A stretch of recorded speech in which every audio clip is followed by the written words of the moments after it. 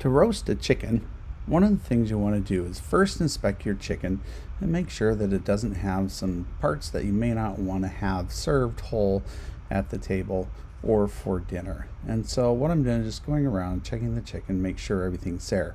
As you can see, there's some nodules here that I'm going to trim off. It's at the opening, and what I'm trimming off there is some fat, and it has some pin feathers attached to it.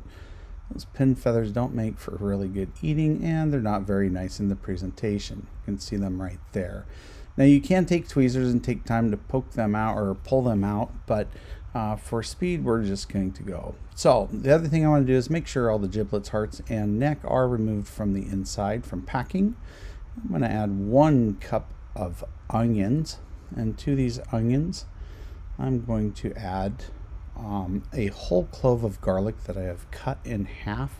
These are going to be nice aromats for the inside of the chicken, and also we want to add some seasoning to that. So I went out in my garden and I picked some fresh sage and some fresh rosemary, and you can experiment with this. It depends on what your overall finished product that you want. I just want a nice fall roasted chicken, and in the summertime I've done this, and even on the barbecue, and put in half an orange or lemon to get more of a citrus. To this mixture I'm also adding some kosher salt and just some general seasoning salt, and always I like to add some fresh ground black pepper. Those oils in those peppers will give a nice overtone on the inside.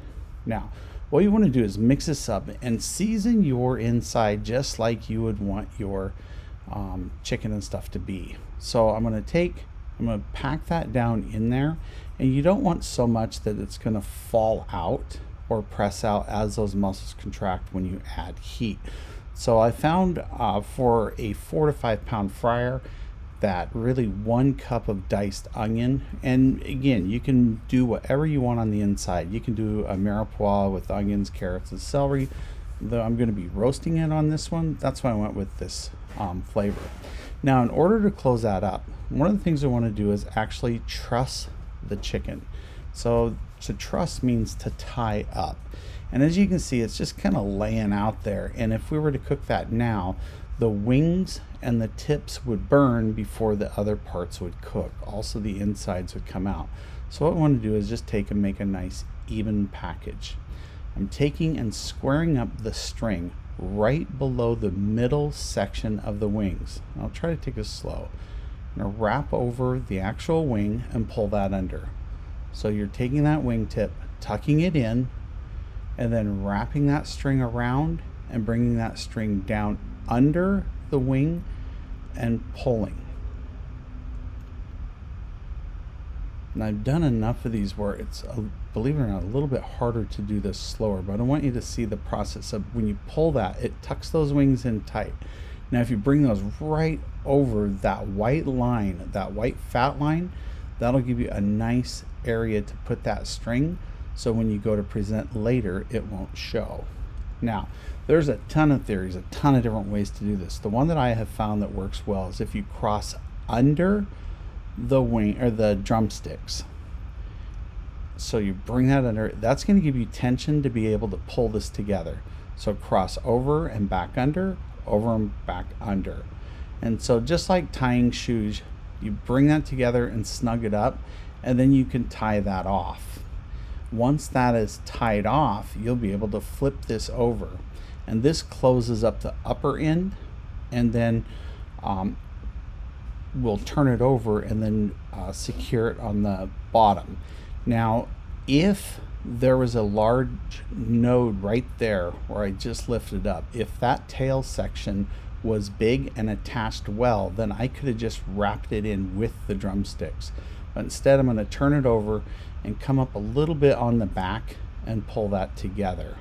So as you can see, this is starting to look like a nice complete package.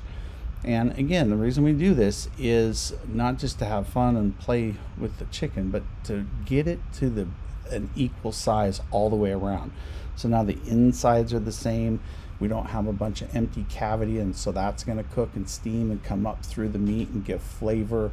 We're also going to get flavor as the juices drip down, and it'll baste the actual vegetables inside or the seasoning inside, and we'll be able to have those juices in our pan.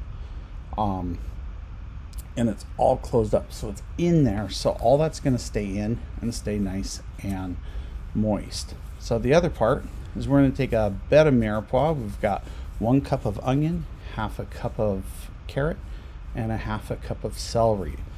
And to this, that's good flavor, but we're going to season that mirepoix because we're going to use that for a pan gravy. And there's nothing better than taking that roasted mirepoix, and also the size that you cut the mirepoix is really relevant to what you want to do. So we know that this is going to be roasted at 350 degrees for a 4 to 5 pound fryer. I'm going to be in there for about an hour and a half. Again, check it. You want an internal temperature of 165 to be safe. And if I'm being honest, I actually pull at 160 degrees and let it do carryover cooking. That gives me a perfect temperature. As you can see, even though a chicken is kind of round, I'm taking it in 4 sides. I first season the bottom with just some all-purpose seasoning that I make up. And then you can just use salt, pepper, a little paprika is a good flavoring too. I'm hitting all the sides down in the armpit. Got to get that nice and flavorful down in there. And rub that seasoning in. If you just do this on the top, then the sides and bottom don't get any flavor. So I save the top for last. And so now I have the bottom done, or the back. I have the 2 sides done. And now I'm actually going to take and season the top. A little kosher salt and some of that seasoning that I said. Just a basic all-purpose seasoning. Now you want to rub that in, so when you rub that in, that paprika is going to start rehydrating.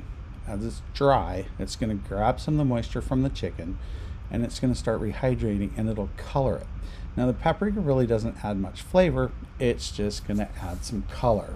And hopefully when we pull it out of the oven, it should look like this. You just remove the strings, and then we'll be able to take that actual mirepoix and make a pan gravy. And final plating.